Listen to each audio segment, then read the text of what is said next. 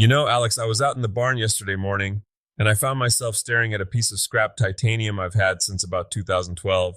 It's been used as a paperweight, a doorstop, and once, briefly, as a shim for a lawnmower that I'm pretty sure is currently at the bottom of a lake. A titanium shim for a lawnmower?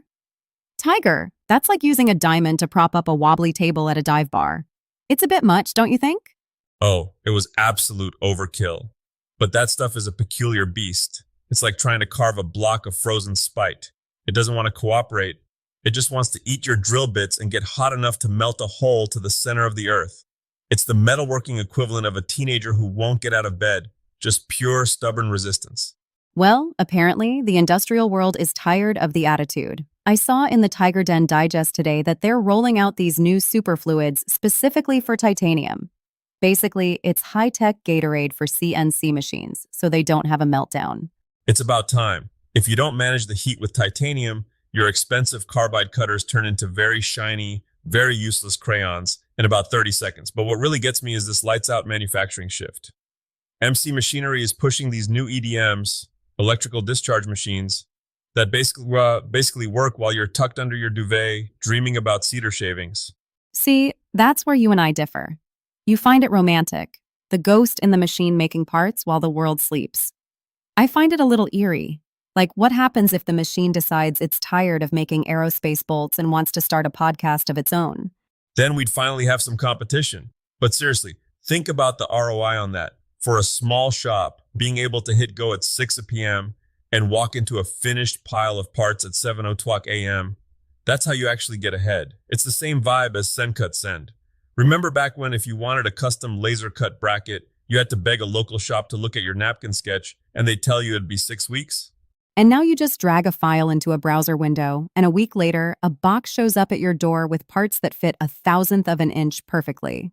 It's almost too easy. It takes the struggle out of the maker struggle. There's plenty of struggle left, believe me. I still managed to hit my thumb with a dead blow mallet this morning. Technology hasn't solved my inability to aim. Speaking of struggle, or lack thereof, it sounds like if you're looking for a career that's basically recession-proof, you should be picking up a pipe wrench or a set of wire strippers. The trade demand right now is insane. It's a gold rush for people who aren't afraid to get their hands dirty. We're seeing this massive retirement gap. The old lions, the master plumbers who can tell you where a leak is just by smelling the air, they're hanging up the tool belts, and there's nobody standing behind them to catch the torch. And it's not just fixing leaky sinks, right? The green tech side of things is where the real money is moving. Exactly. If you're the person who understands the wizardry inside a high-efficiency heat pump, you aren't just a technician. You're a specialist. It's about being the person. You don't want to just be someone who can do the job. You want to be the one the other guys call when they're stumped and standing in a puddle of confusion. A puddle of confusion. That sounds like the first 3 years of my DIY career. We all start there. I spent a whole summer once trying to wire a three-way switch and ended up making the doorbell turn off the kitchen lights. My wife wasn't as impressed by my custom circuitry as I was. Okay, let's pivot to the maker mogul side of the house. We have all these people in our community who are incredible at their craft, but they're terrified of social media. They'd rather TIG weld in a rainstorm than try to figure out a hook for an Instagram reel. It's a different kind of tool set, Alex. I used to think that content creation was just fancy talk for distraction from real work. But in 2026, if you're a solo maker and you aren't using AI to help you carry the load, you're just making your life harder for no reason.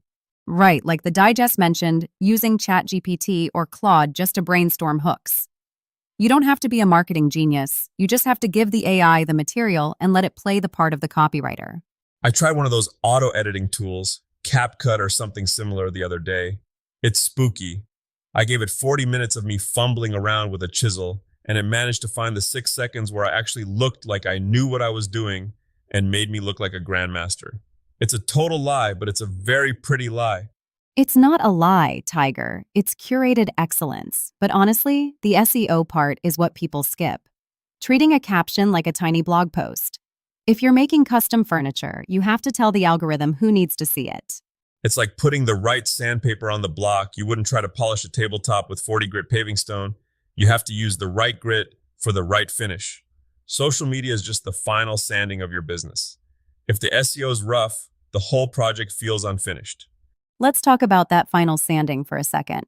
The DIY mastery section today really went deep on finishes. I feel like most people, myself included, get to the end of a build, we're tired, our backs hurt, and we just want to slap some honey oak stain on there and call it a day. And that is exactly how you turn a 200-hour masterpiece into something that looks like it was sold at a garage sale in 1984. Ouch. Tell us how you really feel. Look, the finish is where the soul of the wood comes out to say hello. People underestimate the sanding schedule. They think they can jump from 80 grit to 220 like they're skipping stones. You have to hit every note in the scale. And pre-stain conditioner? That's not just a suggestion from the big stain lobby. It's what keeps your pine from looking like it has a skin condition. I saw the New World carpentry mentioned too, moving toward hidden dovetails and mitered transitions. It seems like the DIY look is dying, and people want pieces that look like they were commissioned for a gallery. It's about the details that hide the how. A basic butt joint tells the world, I had a drill in 5 minutes. But a reinforced miter with a decorative spline, that tells the world you cared enough to make it beautiful where nobody was even looking. It's the difference between a house and a home, or a box and an heirloom. Speaking of caring about things nobody sees, how's that Craig Edge build challenge going for you? I saw you eyeing that massive slab of maple in the corner. It's a monster. I'm trying to use pocket holes to build a table that could support a literal tank without looking like a piece of construction scaffolding. It's a fun puzzle. It's about using the technology we have, like pocket holes, but applying that high-end philosophy to it. You can use modern shortcuts to get to a classic result, as long as you don't cut corners on the craftsmanship. That feels like the theme for today, doesn't it? Whether it's titanium machining, HVAC work, or Instagram reels, it's about using the high-tech shortcuts to get to the master-level finish faster. You hit the nail on the head. And you didn't even need a hammer. Stop, that was almost a pun. Almost. I caught myself. Look, the takeaway for everyone listening today is pretty simple. Don't be afraid of the new. Whether it's an AI tool that writes your captions or a new coolant for your mill, those aren't replacements for your skill. They're just better handles on your tools. And stay gritty. Always stay gritty, but maybe use a little more 220 grit and a little less 40 grit in your daily life. It makes for a much smoother ride.